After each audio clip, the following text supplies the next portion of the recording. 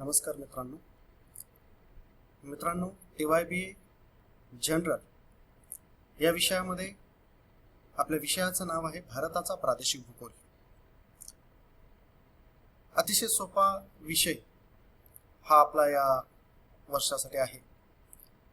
भारताबद्दल आपल्याला बऱ्याच गोष्टी माहिती आहे, कारण भारत हा आपला देश आहे।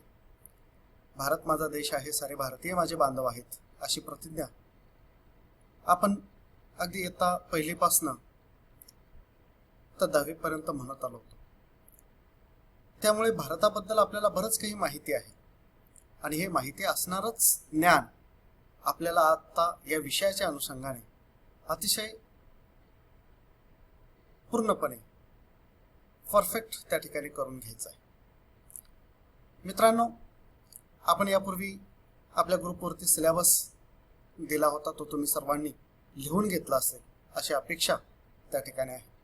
आज आपण भारतातील या संपूर्ण विषयाची माहिती पाहण्यापूर्वी आपलं जे पहिलं प्रकरण आहे की या विषयाचं प्रास्ताविक कसं आहे, नेमकं या विषयामध्ये काय समाविष्ट असणार आहे, या संदर्भातली चर्चा आपण सिलेबसच्या वेळेस केलेली आहे। त्यातील पहिला भाग ह्या प्रास्ताविकाला आपण सुरुवात करणार आहोत।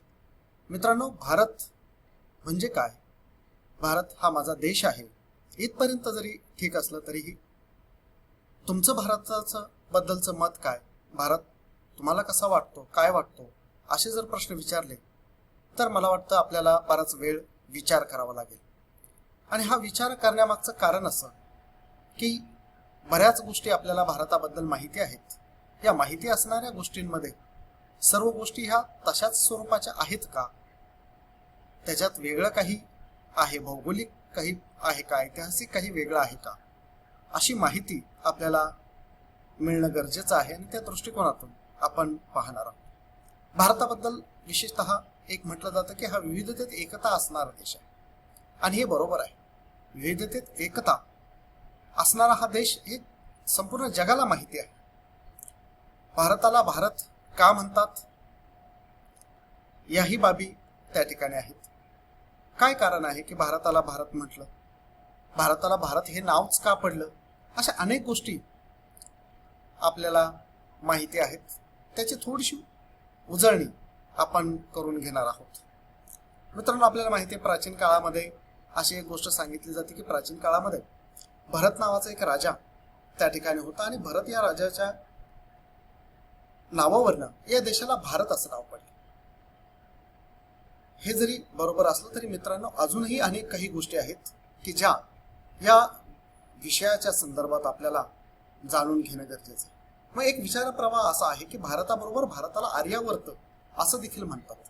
आर्यावर्त म्हणजे काय, तर उत्तरेकडून आर्य भारतामध्ये आले आणि या आर्यवंशीय लोक भारतामध्ये राहू लागले। त्यांनी त्यांचे कुटुंब, कबिला, शेती या सगळ्या गोष्टी इथे पाहायला सुरुवात केली, आणि म्हणून ह्या संपूर्ण प्रदेशाला आर्यावर्त असं एक वेगळं नाव देखील त्या ठिकाणी दिलं गेलं। याबरोबरच प्राचीन काळामध्ये सिंधू नदीच्या काठावर राहणारे जे लोक होते, ते सिंधू नदीच्या काठावर राहणाऱ्या लोकांना ग्रीक लोक, इंडोई असं म्हणत। सिंधू नदीच्या काठावर राहणाऱ्या लोकांना ग्रीक लोक इंडोई असं म्हणत। पर्शियन लोक त्यांना हिंदू म्हणत। लक्षात घ्या, ग्रीक लोक इंडोई म्हणत होते, पर्शियन लोक त्यांना हिंदू म्हणत होते। आणि या दोनही शब्दांचा युरोपियन लोकांनी जो काही अर्थ केला किंवा जो काही उल्लेख केला तो इंडिया असा केला। म्हणजे आपण म्हणतो की भरत राजाच्या नावावरून मिळालेलं नाव आर्यावर्त हे दुसरं नाव, त्यानंतर इंडोई आणि हिंदू, आणि त्यानंतर इंडिया हे त्या ठिकाणी नाव। आज संपूर्ण जगाला माहिती आहे की भारत आणि इंडिया ही दोन नावं आपण भारताच्या संदर्भामध्ये वापरतो। मित्रांनो, भारत हा दक्षिण आशियातील एक प्रमुख देश आहे। जगातील प्राचीन संस्कृती जिथे जिथे आढळली त्या प्राचीन संस्कृतींपैकी भारताची संस्कृती अत्यंत प्राचीन आहे असं मानलं जातं। क्षेत्रफळाच्या दृष्टीने बघितलं तर जगामध्ये 7व्या क्रमांकाचा देश म्हणून भारताची ओळख आहे, एवढा भारताचा आकार आहे। लोकसंख्येच्या बाबतीत तुम्हा सर्वांना माहिती आहे भारत क्रमांक 2 वरती आहे। हजारो वर्षाचा जुना इतिहास आपल्याला आहे. हजारो वर्षाचा जुना इतिहास या देशाला आहे. अनेक साम्राज्य या ठिकाणी आली, आक्रमणे केली, राहिली, विकसित झाली आणि नष्ट देखील झाली.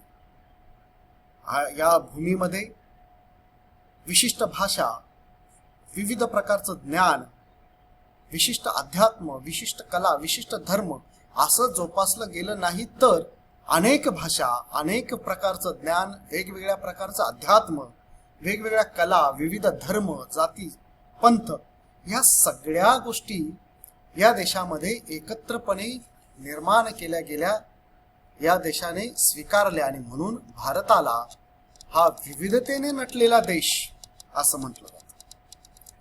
भारताच्या नावामध्ये बघा भा, भा या संस्कृत शब्दाचा अर्थ होतो तेज, तेजस्विता, आणि रथ याचा अर्थ रममान झालेला. म्हणजेच काय की तेजस्वीमध्ये रममान झालेला देश म्हणजे भारत असा विचार किंवा असं नाव भारताच्या संदर्भात म्हटलं जातं, सांगितलं जातं. अजूनही बऱ्याच काही गोष्टी आहेत. पौराणिक गोष्टींमध्ये जर गेला तर शकुंतला ही विश्वामित्राची, ऋषींची मेनका या अप्सरेपासून झालेली मुलगी आहे. पौराणिक ग्रंथांमध्ये हे संदर्भ आहेत. आणि त्या शकुंतलेचा विवाह पूर्ववंशीय राजा दुष्यंताशी झाला होता. आणि या दोघांनाही, शकुंतला आणि दुष्यंत यांना जो मुलगा झाला तो भरत हा महापराक्रमी होता. आणि त्या भरत नावाच्या राजावरनं देखील भारताला, देशाला भारत हे नाव पडलं असं म्हटलं जातं. हा एक मतप्रवाह आहे. त्याबरोबरच डॉक्टर वासुदेव शरण अग्रवाल यांनी भारताच्या नावाची उत्पत्ती कशी झाली हे सांगत असताना असं सांगितलंय की ऋग्वेदाच्या काळामध्ये आर्यांची भारत नावाची एक पराक्रमी शाखा होती. विशेषतः बियास आणि सतलज नद्यांचा प्रदेश पार करून आल्यानंतर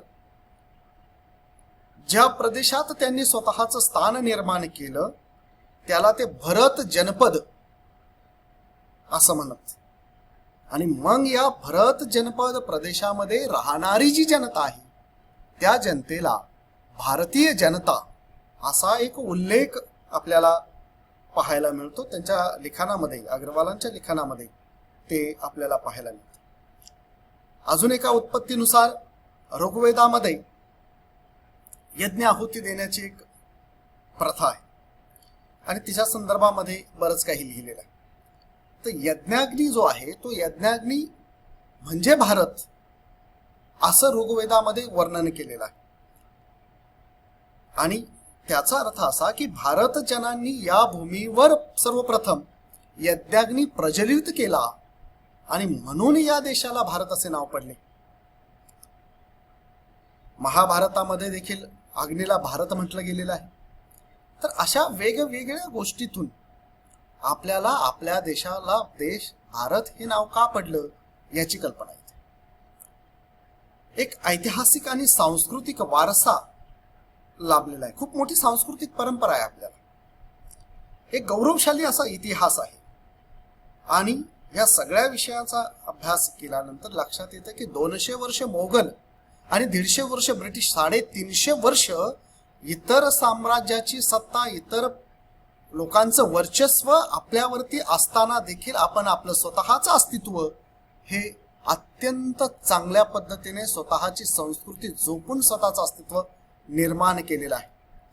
भारताने भारतीय संस्कृतीला पुढेही या सगळ्या आक्रमणांमुळे तडा जाऊ दिलेला नाही. ह्या गोष्टी आपण विचारात घ्यायला पाहिजे. 15 ऑगस्ट 1947 रोजी ब्रिटिश भारतातून गेले आणि भारताला स्वातंत्र्य मिळालं. जगामध्ये सर्वात मोठं लोकशाही राष्ट्र म्हणून भारताचा उदय झाला. सन 2014 पर्यंत प्रशासकीय दृष्टिकोनातून 29 घटक राज्य भारतामध्ये निर्माण करण्यात आली. 7 केंद्रशासित प्रदेश त्याबरोबरच होती. त्यानंतर जर बघितलं तर नोव्हेंबर 2000 मध्ये उत्तर प्रदेश राज्याची विभागणी केली आणि उत्तरांचल हा एक नवीन प्रदेश त्या ठिकाणी निर्माण केला गेला.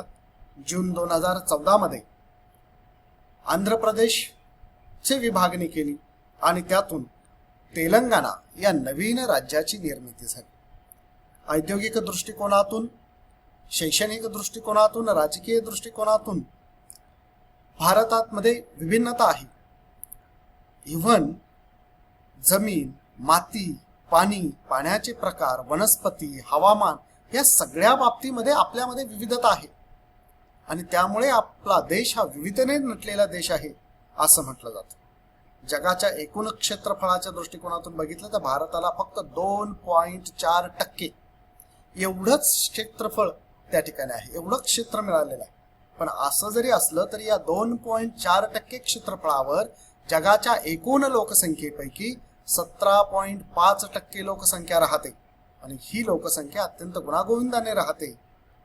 त्यामुळे भारताला मोठ्या लोकसंख्येचा छोटा देश असं देखील म्हटलं जातं.